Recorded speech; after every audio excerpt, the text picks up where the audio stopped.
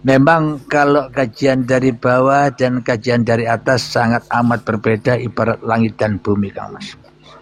Kalau kajian dari bawah atau kajian yang dipahami oleh manusia, manusia selalu menginginkan sebuah syafaat, ya kan? Iya benar. Menginginkan sebuah keselamatan. Namun kalau kita kaji dari Allah, dari atas, maka sebenarnya yang butuh syafaat itu bukan manusia.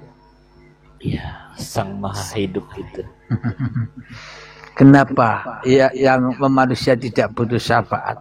Karena sebenarnya kalau dikatakan manusia, yang sebenar-benarnya manusia itu tidak tahu atau tidak mengerti apa-apa. Syafaatlah, dosa, pahala, dunia akhirat, baik buruk, sebenarnya tidak ngerti apa-apa manusia itu, ya kan? Iya benar. Karena Allah butuh mensyafaati manusia sehingga Allah bisa menceritakan manusia meskipun berbeda-beda ceritanya, iya kan Kak Mas? Iya benar. Jadi memang kajian dari Tuhan itu beda dengan apa yang dipahami manusia. Karena selama ini kenapa manusia kok tidak bisa memahami Tuhan? Karena manusia sibuk dengan kepahaman dirinya sendiri, ya kan Kak Mas? Iya. Nyembah Tuhan tapi sifat dia seperti Tuhan.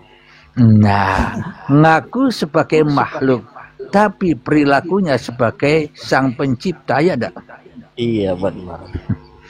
Sehingga seolah-olah manusia disibuk-sibukkan dengan acara-acaranya, disibukkan dengan agenda-agendanya di dalam kehidupan ini, sehingga hatinya tidak tenang, tidak damai, tidak enjoy, sehingga gampang mudah terbakar, ya kan Mas? Iya benar. Udah pernah ngalamin, jadi udah dirasa sendiri. Namanya kaji diri, yang tahu diri ya dirinya sendiri, ya kan Mas? Iya benar. Makanya yang tahu diri Tuhan ya diri Tuhan sendiri, ngapain kita bingung, ya enggak? Iya. Dulu belum mengerti apa-apa, hati itu resah. Iya, nggak ada ketenangan. Udah sekali pelan-pelan mengerti, udah nyaman hidup. Punya uang nggak punya uang, biasa aja dinikmati. Memang di kajian YouTube Urbi Allah ini mendobrak kepahaman manusia yang selama ini manusia pada mabuk dengan kepahaman yang dari bumi, ya enggak? Dari hadis, dari Al-Quran, dari Injil, Zabur, Taurat, sehingga manusianya terdepak dan terbelenggu dengan kepahaman-kepahaman itu. Jadi di kajian Urbi Allah lah kita mendobrak pintu langit. Supaya apa? Supaya kitab-kitab yang di bumi ini dapat mendapatkan cahaya ketuhanan, ya kan Mas? Iya. Sehingga mudah dipahami, mudah diterima oleh hati, ya kan Mas? Mandi cahaya. Kalau kita sebagai pemahaman manusia, bagaimana mungkin mandi dengan cahaya? Mandi kan dengan air, ya kan? Makna mandi cahaya itu yakni orang-orang yang sudah terbaiat hatinya selalu di dalam cahaya Tuhan. Maka dari itu, bila belum mandi cahaya, hati kita masih bingung dan hati kita masih tersesat. Tersesat dari apa? Karena kita tidak bisa menjawab Marrabbuka, tidak bisa menjawab Allahu Rabbi. Kenapa? Karena jawaban di dalam hati kita masih menjawab akulah Tuhan. Aku manusia inilah Tuhan. Tuhan yang asli, ya kan? Iya.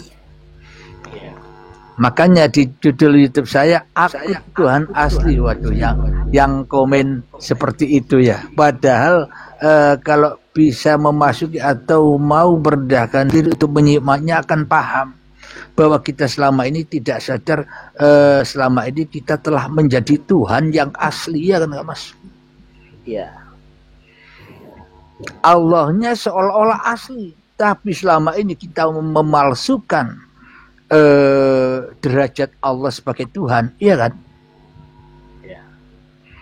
seolah kuasa Tuhan, seolah Tuhan itu hanya simbol-simbol dan angan-angan manusia saja. Namun praktek di dalam hati kita, kita selama ini hidup sebagai Tuhan. Tapi Tuhan yang mati hatinya sehingga keras melebihi kerasnya batu. Nah itulah dimasukkan ke dalam neraka. Karena bahan bakarnya masih ada, yakni manusia. Dan hati yang keras melebihi kerasnya batu. Itulah bahan bakarnya neraka. Namun kalau manusia yang nanti sudah meninggal, bahan bakarnya sudah tidak ada, sudah padam nerakanya, ya kan? Jadi kalau Anda ingin memadamkan api neraka, padamkan diri Anda, maka padam juga nerakanya, ya kan Mas? Betul. Bosok saya tok yang ngomong ini, ayo gantianlah abang-abang. Yang lain. Biar yang di bawah tidak jenuh mendengar saya terus.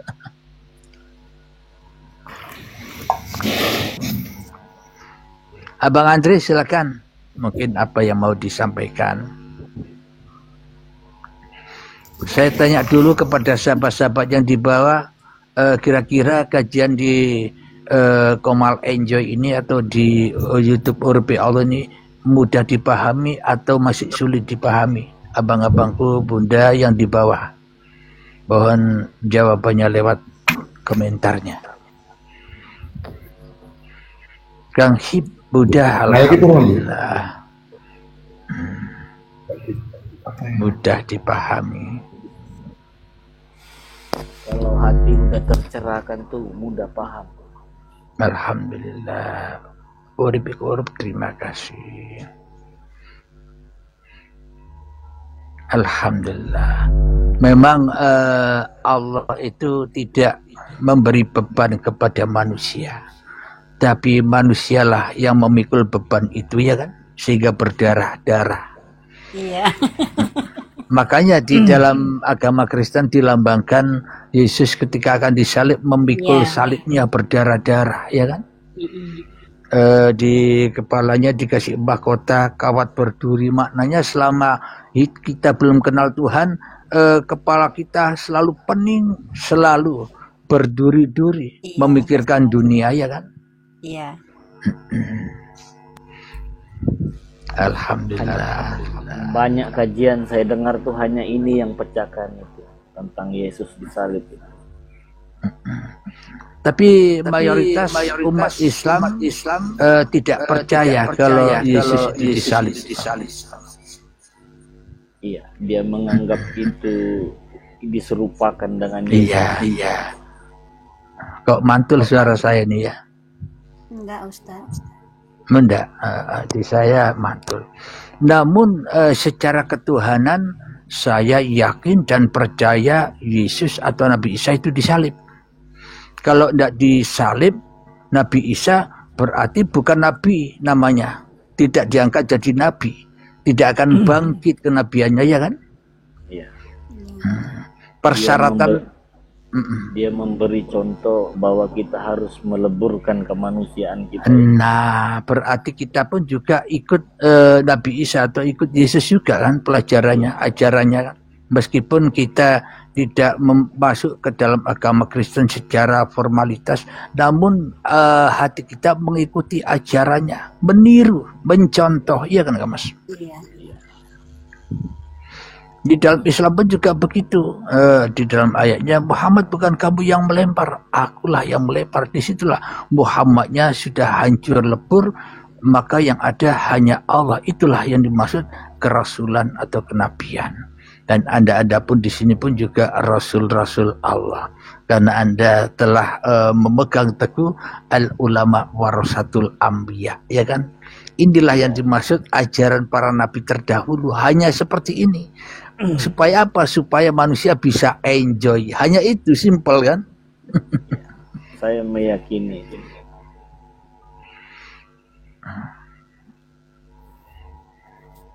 Pemahaman saya dulu tuh sebelum itu, antara saya dan Nabi ini sama aja sih sebenarnya, sama-sama manusia biasa.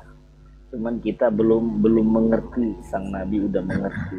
Betul. Bedanya Nabi sudah mandi cahaya, tapi kita masih mandi alam kegelapan, ya kan? Iya.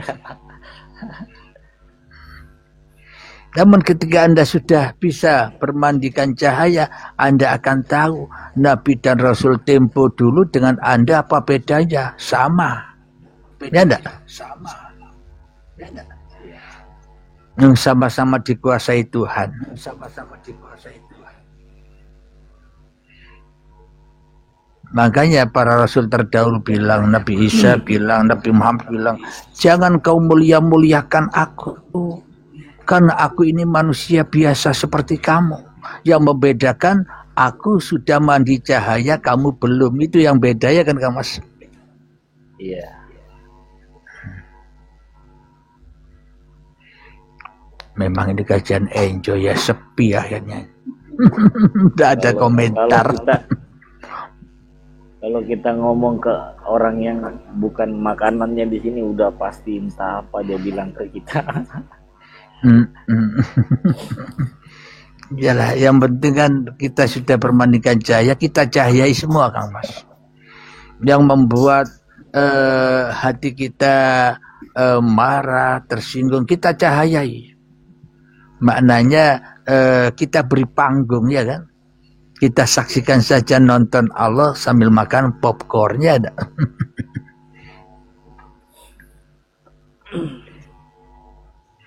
Ini yang naik banyak tapi sepi nih Mas. Kalau kita masih menganggap diri kita nih masih ada, masih bermain ego di situ, gampang Sudah kebakar. fana semua ini kali ini. Kenapa Mas? Sudah fana. Iya, sudah tidak ada semua. Buktinya sepi ya. Tapi begini Gus, jadi Ya, apa